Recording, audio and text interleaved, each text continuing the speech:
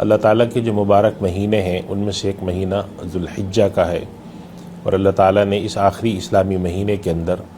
کئی قسم کی عبادات مشروع فرمائی ہیں، جن میں سے دو عبادتیں بڑی اہم ہیں۔ ایک تو حج اللہ تعالیٰ نے اسی مہینے میں رکھا ہے، اور حج ہم سب جانتے ہیں کہ سعودی عرب میں جاتے ہیں، اور مکہ مکرمہ، مینا، عرفات اور مزدلفہ،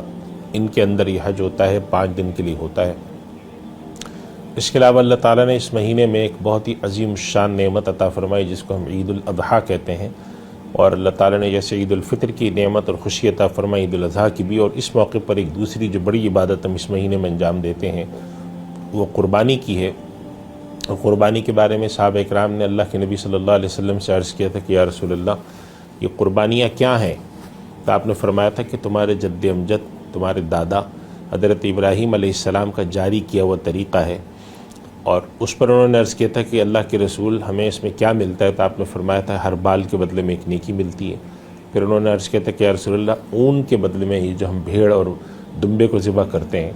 تو اس پر تو اون ہوتا ہے اور وہ بہت ہی باریک سا ریشہ ہوتا ہے، تو آپ صلی اللہ علیہ وسلم نے فرمایا تھا کہ اس کے بھی ہر ریشے کے بدلے میں ایک نیکی ملتی ہے۔